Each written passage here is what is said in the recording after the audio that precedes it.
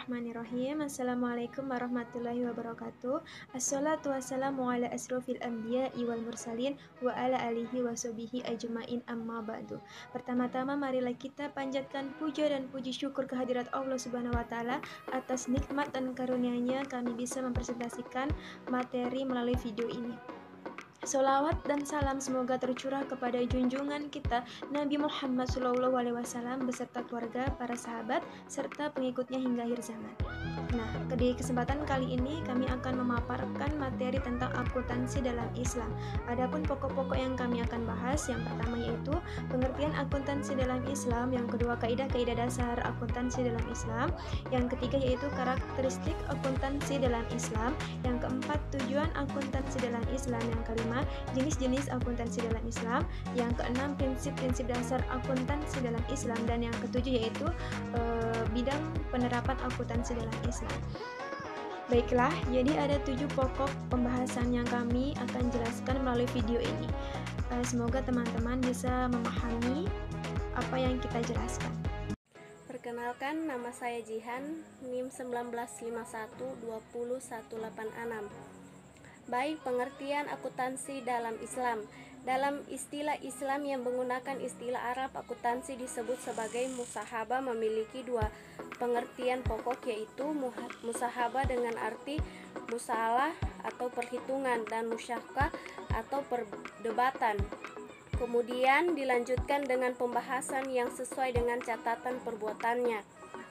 Musahabah dengan arti pembukaan atau pencatatan keuntungan seperti yang diterapkan pada masa awal kemunculan agama Islam, juga diartikan dengan perhitungan modal pokok serta keuntungan dan kerugian. Kaidah-kaidah dasar akuntansi Islam. Pengertian akidah akuntansi dalam konsep Islam. Kaidah akuntansi dalam konsep Islam dapat didefinisikan sebagai dasar-dasar hukum yang berlaku dan penerapannya yang disimpulkan dari sumber-sumber hukum Islam dan dipergunakan sebagai aturan oleh seorang akuntansi dan pekerjaannya, baik dalam pembukuan, analisis, pengukuran, dan penerapan maupun kejelasan.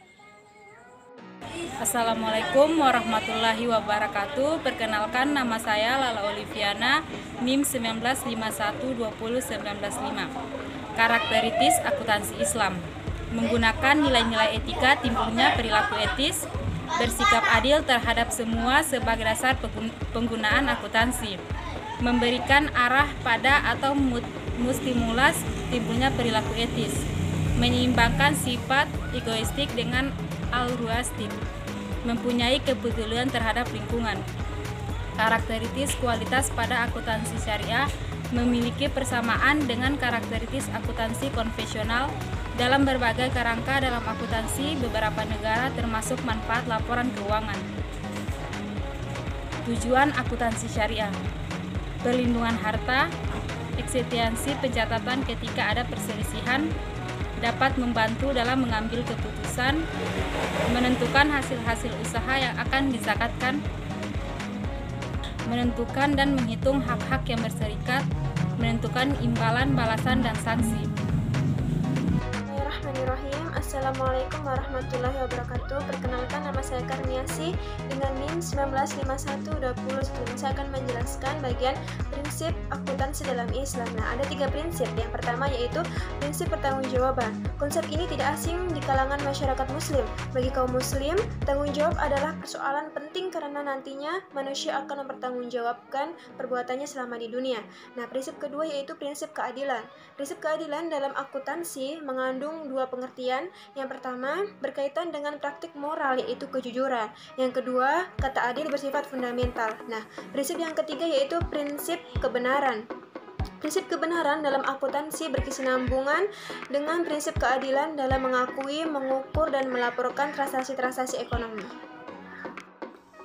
Assalamualaikum warahmatullahi wabarakatuh.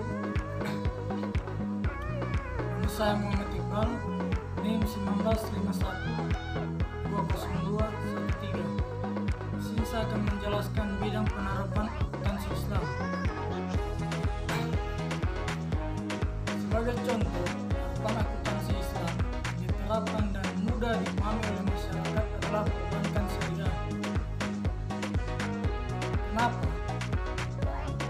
karena pencatatan transaksi perbankan syariah sudah memenuhi standar akuntansi syariah dan telah disahkan oleh Dewan Perwakilan Indonesia, yakni dalam Undang-Undang Nomor 21 Tahun 2008 tentang Perbankan Syariah.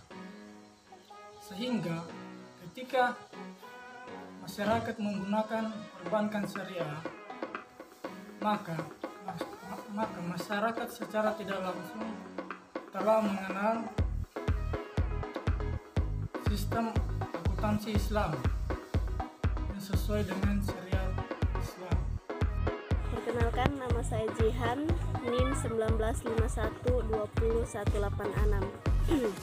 Baik, jenis-jenis akuntansi dalam Islam. Akuntansi murabah.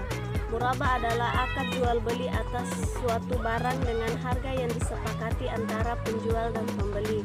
Setelah sebelumnya penjual menyebutkan dengan harga sebenarnya, harga perolehan atas barang tersebut dan besarnya keuntungan yang diperoleh. Akuntansi mudarabah. Mudarabah berasal dari kata ad-habur fil ardi, yaitu berjalan di muka bumi, dan berjalan di muka bumi ini pada umumnya dilakukan dengan rangka menjalankan suatu usaha atau berdagang. Akuntansi ijrah.